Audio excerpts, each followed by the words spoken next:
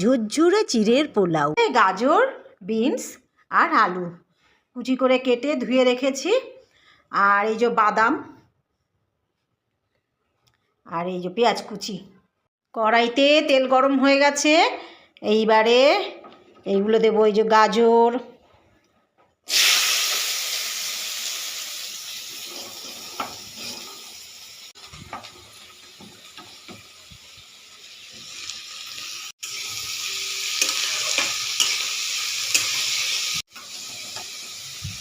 আলু দিচ্ছি,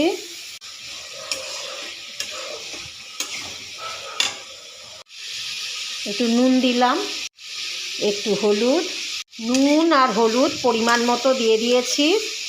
এবারে ভালো করে ভেজে নেব। এই যে বিনস দিচ্ছি,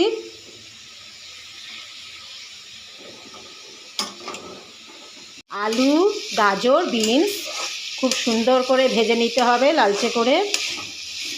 কি কালারফুল লাগছে। পেঁয়াজ কুচিটা দিয়ে দিচ্ছি। পেঁয়াজ লালচে করে ভাজা হয়ে গেছে। এবার এই বাদামগুলো দিয়ে দিচ্ছি। পেঁয়াজ লালচে করে ভেজে নিয়েছি। এইবারে বাদামগুলো দিয়েছি, বাদামগুলো ভালো করে ভেজে নিচ্ছি। বিট গাজর এসব ভাজা হয়ে যাক, তারপর পেঁয়াজ কুচি দেবো, তারপরে টমেটো দেবো। যে ভাজাটা বেশ ভালোই হয়েছে। পেঁয়াজ লাল করেই ভাজা হয়েছে।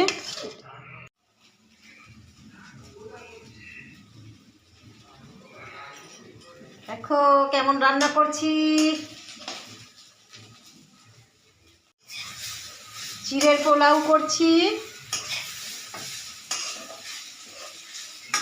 চিড়ের পোলাওতে চিড়েটা কিন্তু ভালো হতে হবে। চিড়েটা খুব দেখে শুনে আনতে হবে। একটু মোটা করে বেটে করে চিড়ে, মানে খুব ছোট্ট আর মোটা চিড়ে আনতে হবে। না হলে এক একটা চিড়ে বাবা ধুতে না ধুতেই গলে যায়। একবার এরকম করে গেছিলো, বেকার হয়ে গেছিলো একদম। আরেকবার দারুণ করেছিলাম, বেশ ওটা লাইভে করে দেখিয়েছিলাম। একটা চিড়ের পোলাও বানিয়েছিলাম 20-তে, এই করোনার সময় ওটা লাইভ করেছিলাম আমি। দারুণ হয়েছিল ওই চিড়েটা।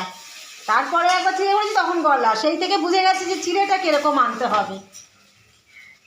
চিড়েটা কিন্তু খুব দেখে শুনে ভালো আনতে হবে। চিড়ের ওপরেই নির্ভর করছে পুরো চিড়ের পোলাওটা।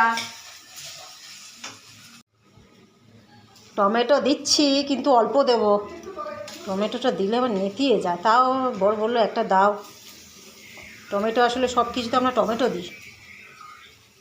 তরকারি সব তরকারিতে টমেটো দিয়ে দিয়ে অভ্যাস হয়ে গেছে তো। এদিকে একবার দেখেছি এতে টমেটো দিলে গলে যায়, জন্য ভয় লাগে। টমেটোটা দিলে না একটু কেমন নেতা ঝরঝরে ভাবটা থাকে না।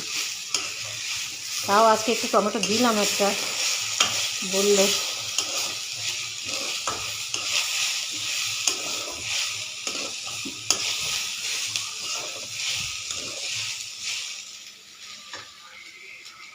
একটা টমেটো দিয়েছি, নাহলে জলসা ভাব হয়ে যাবে, ঝরঝরে থাকবে না, ওই জন্য। আর চিড়েটা তো মাস্ট, একদম ভালো চিড়ে আনতে হবে। মোটা দেখে, একটু ছোটো বেটে দেখে মোটা দেখে একটা চিড়ে আনতে হবে। হ্যাঁ, যা তাহলে ঝরঝরে হবে।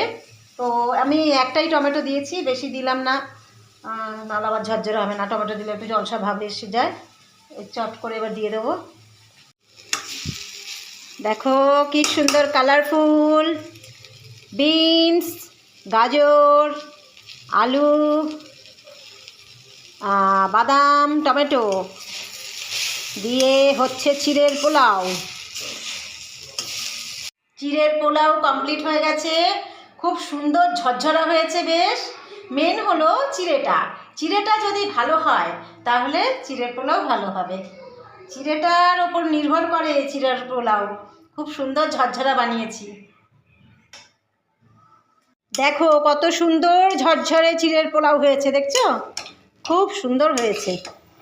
আসলে চিড়েটা একটু নির্ভর করে। চিড়ে যদি ভালো হয় তাহলে চিড়ের পোলাও ভালো হবে। দেখো একদম ঝরঝরে, একদম খুব সুন্দর ঝরঝরে হয়েছে। না, আমার চিড়ের পোলাও কমপ্লিট, রেডি। দারুণ ঝরঝরে হয়েছে। কি সুন্দর ঝরঝরে চিড়ের পোলাও। চিড়েটা কিন্তু ভালো হতে হবে, তাহলেই চিড়ের পোলাওটা ভালো হবে। চিড়ের পোলাও খুব সুন্দর সুন্দর ঝরঝরে চিড়ের পোলাও করেছি।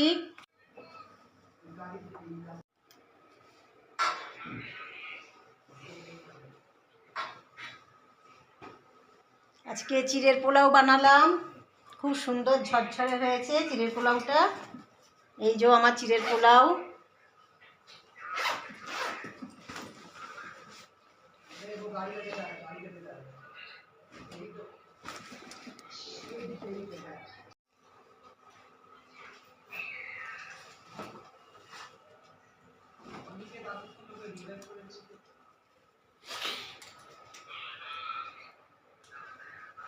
চিড়ের পোলাও রেডি।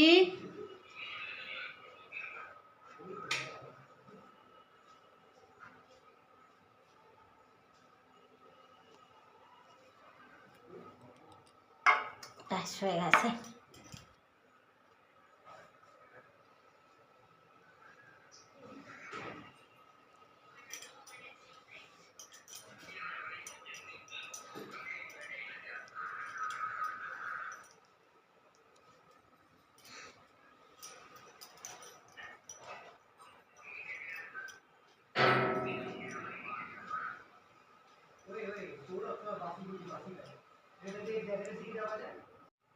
এত ক্যাম্পিং এর জন্য ভালো না, এই জায়গাটা আমরা একবার নিয়ে চলে যাই।